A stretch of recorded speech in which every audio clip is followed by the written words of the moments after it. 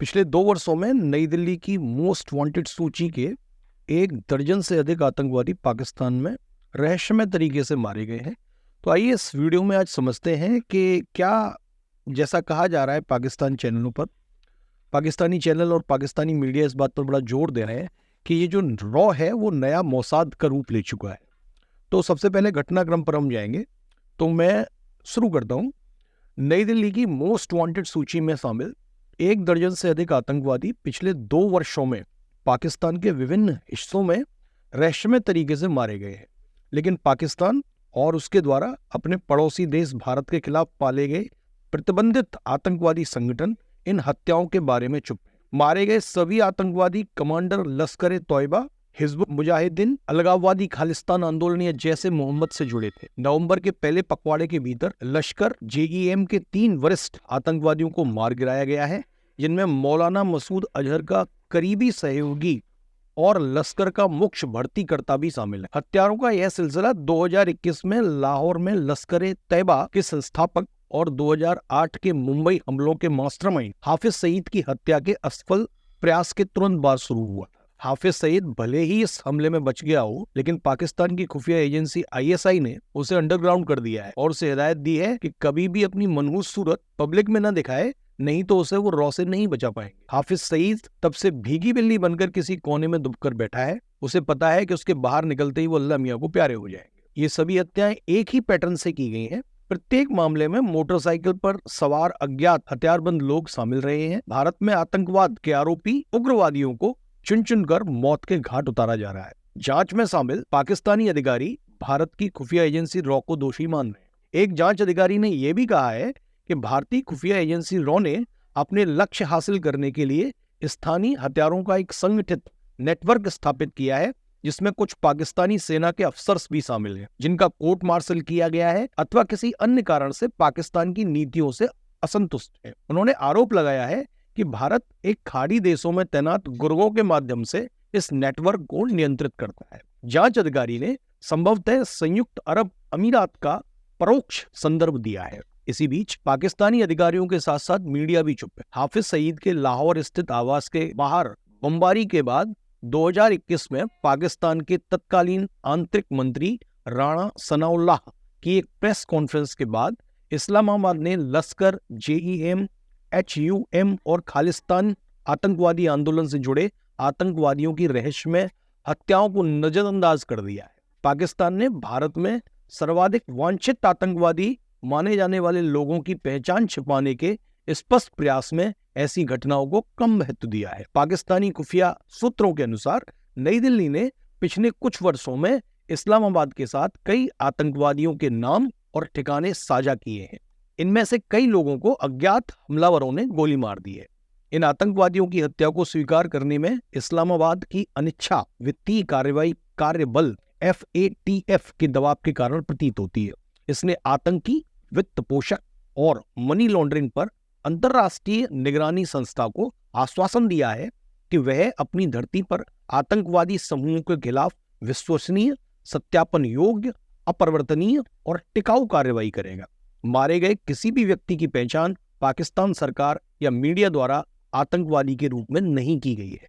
जैसे मोहम्मद नेता और मौलाना मसूद अजहर के करीबी सहयोगी मौलाना रहीम उल्लाह तारिक को 13 नवंबर को कराची में अज्ञात लोगों द्वारा गोली मारकर हत्या करने वाले नवीनतम जिहादी थे। इस घटना को एक स्थानीय मौलवी की घटना के रूप में चित्रित किया गया था। यानी कि ये नहीं कहा गया पाकिस्तान के द्वारा कि एक आतंकवादी की निर्मम हत्या कर दी गई। आतंकवादी की बजाय उसको मौलवी की हत्या के रूप में चित्रित किया गया था। पूर्व लश्कर आतंकवादी अकरम खान उर्फ अकरम गाजी, जो कि लश्कर के भर्ती सेल का प्रमुख था, उसकी 9 नवंबर को खैबर पख्तूनख्वा के बाजौर आदिवासी जिले में गोली मारकर हत्या कर दी गई थी। पाकिस्तानी मीडिया ने उसे मुअज्जिन के रूप में संदर्भित किया। वह व्यक्ति जो दैनिक प्रार्थनाओं के लिए आह्वान करता है। यानी कि आतंकवादियों की हत्याओं को संत की हत्याओं के रूप में चित्रित किया जा रहा है। 5 नवंबर को ख्वाजा साहिद, जिसमें मियां मुजाहिद के नाम से भी जाना जाता है, उसका कथित तौर पर अपहरण कर लिया गया था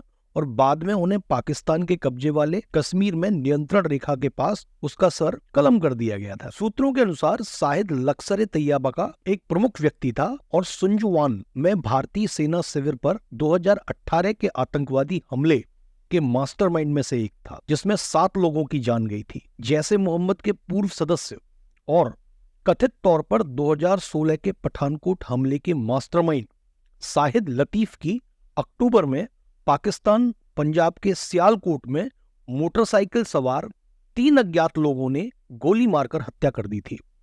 उस हमले में लतीफ का एक सहयोगी भी मारा गया था और एक अन्य सहयोगी घायल हो गया था। अन्य प्रमुख आतंकवादियों को अज्ञात बंदूकधारियों ने गोली मार दी। सितंबर 2023 की बात देखें, धांगरी आतंकी हमले के मास्टरमाइंडों में से एक रियाज अहमद उर्फ अबू कासिम पीओके की एक मस्जिद में मारा गया।